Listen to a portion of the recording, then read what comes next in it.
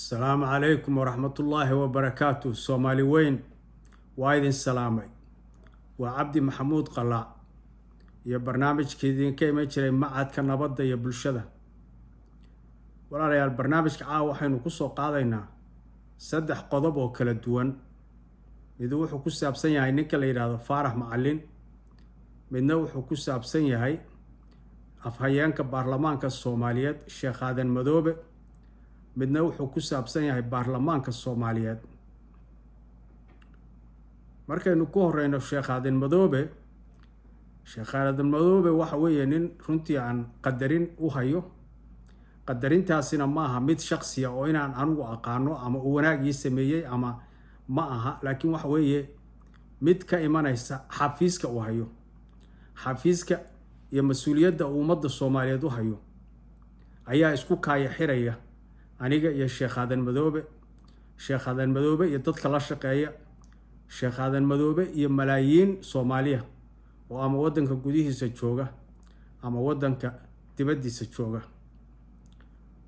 Marka Sheekh Aadan Madoobe waajibkiisu waxa weeye inuu hogaamiyo baarlamaanka Soomaaliyeed oo uu hogaamiyo si maslaxadda iyo danta ummadda ku jirto, si geesinimo leh, si daacadnimo leh, si sinaan leh, si keenayso horumar iyo inaynu wax qabsano. Laakiin run ahaantii anigu waa saluuge. I'm totally disappointed with Sheekh Aadan Madoobe. Sababahana waa idiin sheegaya. Dhowr jeer ayaan arkay isagoo hadlaya.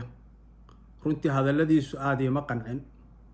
Mar wuxuu ku leeyahay madaxweynihii anagu haddaan wada shaqeyno dad baa ka xumaanaya, waxaasoo kale looma baahna. Meeshu shakhsi maaha, meeshu waa dan qaran weeye. madaxweynihi adigu inaad wada shaqeysaan waa la rabaa, laakiin waxa la rabaa inaad ku wada shaqeysaan waxa maslaxadda ummaddu tahay oo qofka Soomaaliyeed noloshiisa saameyn wanaagsan ku yeelanaya. Haddii idinka saaxiibtinimo goona idinka dhaxayso ama qorshe gooni aad isla leedihiin macna mala taas. Waxaase nasiib darradii ugu weyn ay dhacday doraad markii baarlamaankii soo xadiri waayeen oo fadhigii qabsoomi waayay. Arrintaas waxay muujinaysaa sababta ay baarlamaanku u imaan waayeen inay tahay runtii inay gadoodeen oo arrintaas ay tahay muujinayaan cabashadaasna waxay ka sheegayaan in hogaaminta Aadan Madoobe aanay ahayn mid hagaagsan oo horumarinaysa danaha qaranka Soomaaliyeed. Aadan Madoobe marka dadkii la shaqeynayay ay yiraahdeen kalsooni kuguma qabno, iman mayna meesha joogto, shirka inaad gudoomiso dooni mayno. Anigu waxaan u maleynayaa taas ma jirto, fashil ka weyn ma jiro, waa total failure weeye. Dadka meelaha damiil kale jooga ama xisaabtan ku jirana markay taasoo kala dhacdo qofku waa iscasilaa, shaqadaba waa ka tagaa. Wuxuu yiraahdaa anigu wixii aan doonaya inaan qabto waxa muuqata inaan qaban karin, waa iska tagayaa marka uu iska dhaqaaqaa. Laakiin Aadan ma dhaqaaqayo, weli meeshii uu soo taagan yahay oo dadkii uu eedeynaya, laakiin isagu ma xisaabtamayo, ma oranayo maxaa khaldamay, see wuxuu hagaajiyaa, dhaliishu maxay tahay, runtii anigu hawshan ma wadi karaa, waxba su'aalays ma weydiinayo. Waxaan rajeynayaa Aadan inuu runtii garto waxa waajibkiisu yahay, haddii aanu waajibka gudan karinna uu meesha iskaga tago. Taasi waa Aadan. Baarlamaanka Soomaaliyeed inaad maqnaataan ma ahayn, waxay ahayd inaad soo xaadirtaan, laakiin halka ummadda shaqadu idiin dirsatay halka aad ku qabataan, inaad xisaabtantaan. Aadan haddaydan ku kalsoonayn iyo wuxuu wada halka aad muujisaan. Sharcigu awood buu idin siinayaa ilaa waxyaabaha jira kolleyba xeerarkiina ka mid ah oo idin siinaya awood idin siinaya inaad arrimahaas oo kale aad runtii wax ka qabataan. Laakiin maydaan imaanin. 2 bilood oo fasaxaad ku jirteen, bil kalena waad ku darsateen, 3 bilood baad maqnaydeen. 3 bilood ka bacdi markii la yidhi fadhigii imaadana waad iska maqnaateen. runtii inta aadan cabasho ay u qabto ka maqan iyo inta danayn la'aan maslaxadda ummadda Soomaaliyeed ku maqan ama danahooda iska raacatay ma cadda. waxaad kaloo sheegteen inaad ka gadoodsantihiin dawladdu si wax u wado oo aad doonaysaan inaad maaragtay u istaagtaan qaranka Soomaaliyeed iyo maslaxadda ummadda Soomaaliyeed. laakiin see la idinku kalsoonaanaya walaalayaal? maalintii hore markii dastuurka la bedelayay qaar badan baa halka mikrofoonada qabsaday oo yiri waxani sax maaha, qayb ka noqon mayno waanu diidaynaa laakiin markii meeshii la tegay kulli gacantaad wada taagteen marka hadda sidee baa laydinku aaminayaa oo runtii dadka Soomaaliyeed ugu qaadanayaan in waxaad ku hadlaysaan ay dhab idinka yihiin waa adag tahay taasi dad badan baa hadda shaki ka muujinaya daacadnimadeena oo le ballanqaad loo sameeyay iyo wixii xasan ay ka filayeen bay waayeen anigu arrintaa ma hubo laakiin tuhunka caynkaasi waa mid caqliga geli kara sababtu waxa weeye haddaad daacad ka tihiin arrimaha sida dadka daacadda ah u shaqeeyaan baad u shaqeyn lahaydeen waa nasiib darro taasi waxaa muuqata inaad kala qaybsan tihiin oo aad u kala qaybsan tihiin qabiil qabiil iyo gobol gobol iyo reer reer iyo waxaan macno lahayn waxaa daliil kuugu ah shalay markii dadka laga kiciyay meesha dabdamiska la yiraahdo qaar kuwii lahaa dadkaasaanu matalaa ayaa meelaha ka hadlayay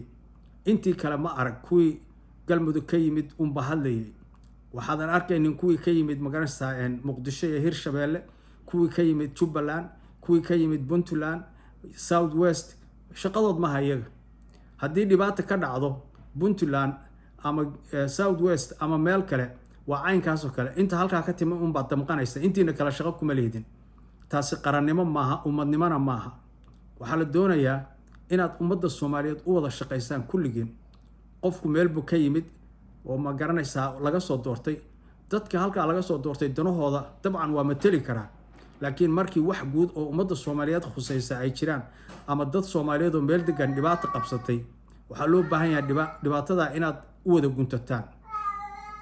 u wada guntataan laakiin waxaad moodaa baarlamaankeenni in la qaybiyay isagu iskala qaybiyay aanay jirin ujeedo guud iyo hadaf guud oo qaran oo isku xiraya haddii aydan isku xireen oo danta guud aydan wada qabanayninna waa adag tahay runtii inaynu meel ka soo baxno waxaan xasuustaa mar baarlamaanka oo fadhiya wasiir baa la wareysanayay qaar baa waxay ku leeyihiin wasiir saaxiiba halkan kuu jooga waxaa kuwii kale oo wasiirka inay la xisaabtamaan rabay ayay dagaal ku qaadayaan war adigu baarlamaan baa tahay inaad dowladda la xisaabtanto ayaa la doonayaa wasiirka cadaalad xumaha ka gelin ha dhibaataynin laakiin la xisaabtan maxaad ku diidaysaa wasiir saaxiiba halka kuu jooga wadaas daa miin taa macnaheedu waxa weeye haddaad wax khaladay iyo haddaad wax saxday labadaba annagaa ku taageerayna arrimaha caynkaas oo kala runtii sharaf dhac ayay ku yihiin baarlamaanka Soomaaliyeed waxaa loo baahan yahay inaad eegtaan ummadiinu duruufaha ay ku sugan tahay magaalada Muqdisho aad ku nooshihiin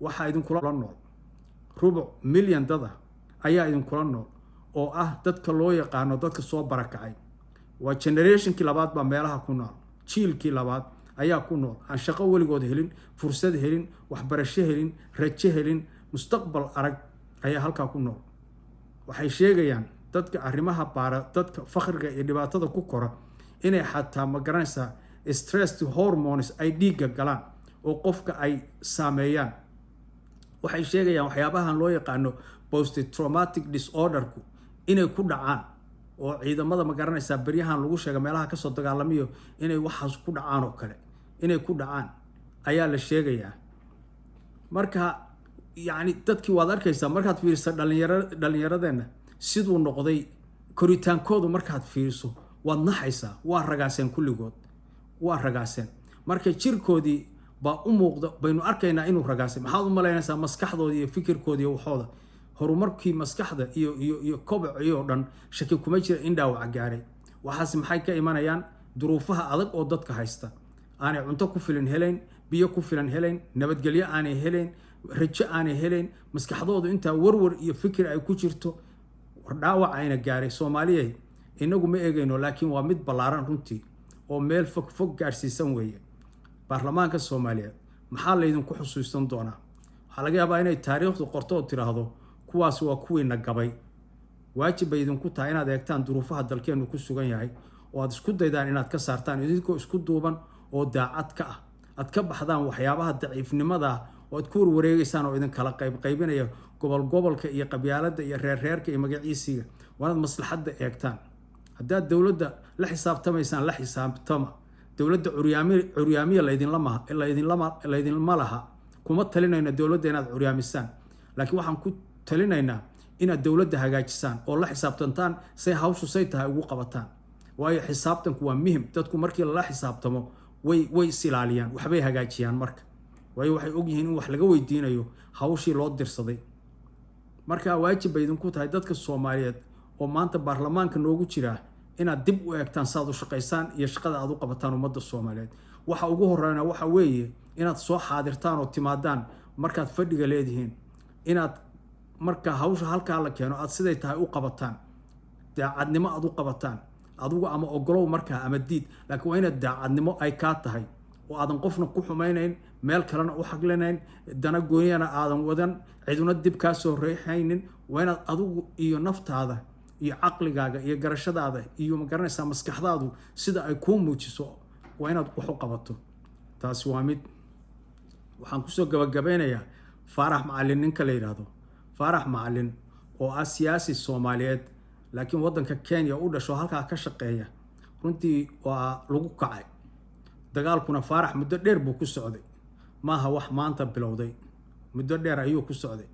anigu Faarax ma aqaan, weligayna lama kulmin, laakiin waxaan daawaday marar badan isagoo hadlaya.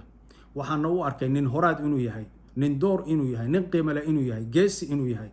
waxyaabaha Faarax aan ku jeclaaday waxaa ka mid ah oo runtii aan u qiimeeyo ama aan ma garanaysaa sharafta iyo ma garanaysaa tixgelinta ugu hayo waxaa ka mid ah sida uu ugu howlgalay inuu dadkiisa wax baro. Faarax wuxuu sheegay inuu dad fara badan oo Soomaaliyeed oo dadka Soomaalida Kenya uu waxbarasho u raadiyo jaamacadaha waddanka iyo dibaddaba uu waxbarasho uga raadiyay, oo maanta arrintii uu sameeyey runtii ay keentay in dadkaasi ay muuqdaan oo aad iyo aad looga hinaasay oo dadka waddanka kula nool ay uga hinaaseen oo u leeyihiin sidee bay halkaa ku gaareen.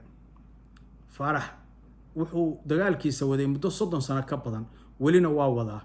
marka cadcadaanta iyo firfircoonida uu qadiyadaha waddanka ugu dagaalamayay dadkiisa ayaa runtii dadka kale oo reer Kenya ugu qaadeen ma garanaysaa xoogaa dagaal ugu qaadeen. waxaa kaloo arrinta sii adkeeyey waagii dhaweyd oo badda Kenya baddeena soo faragashatay. Faarax aad buu u difaacay qadiyadaha Soomaalida. dad badan oo reer Kenya ayaa dagaal ku qaaday, isagoo TV-yada Kenya laga wareysanaya ayaan marar badan daawaday oo qaar shaki gelinayaan loyaltigiisa iyo ma garanaysaa cidda uu maaragtay la jiro ama daacadda u yahay ama maaragtay ay tahay inuu difaaco. Faarax wuxuu sheegay waynu gardarannahay, anigu waddankayga waan rabaa, laakiin waxaan aragnaa inaan gardarro ku soconno, sidaasaan diidayaa ayuu si cad u yidhi. arrintaasi dad badan oo waddanka degan oo reer Kenya runtii ma ahayn mid ay ku qanceen, waxaana muuqata inay u qaadeen Faarax colaad fog runtii. colaadiina maanta ay keentay in waxyaabaha iyo hadalka uu sameeyey loogu marmarsiyooday oo la doonaya siyaasad ahaan in runtii dhibaato loogu geysto.